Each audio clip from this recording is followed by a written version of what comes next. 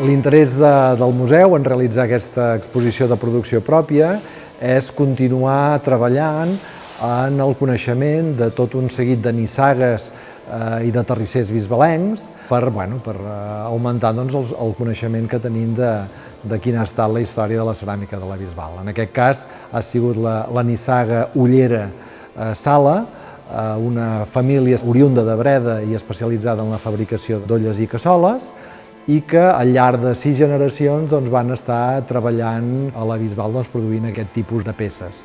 Fins que l'últim terrisser de la nissaga, en Carles Sala Mitjà, va decidir canviar aquesta producció i dedicar-se més a la ceràmica artística. Per tant, l'exposició que nosaltres hem preparat intenta explicar aquestes dues vessants.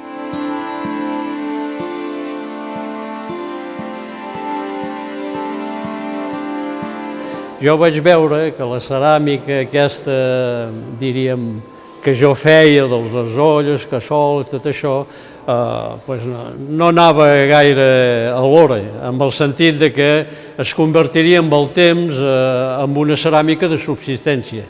En canvi, la ceràmica que jo veia que es feia per Europa, que era el gres, la porcellana i tot això, això sí que tenia futur. I va ser com jo vaig decidir trencar amb tot aquest tipus de ceràmica tradicional i endinsar-me ja amb aquestes noves tècniques i terres, gres, porcellana i tot això.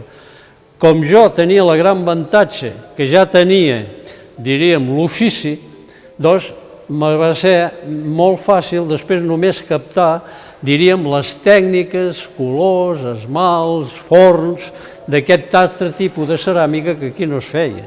El qual això va comportar tota una sèrie de peces que sí que tenia èxit a Europa. Però aquí sí podeu veure el resultat de totes aquestes tècniques que jo, en el recurs de 81 anys, he pogut assolir.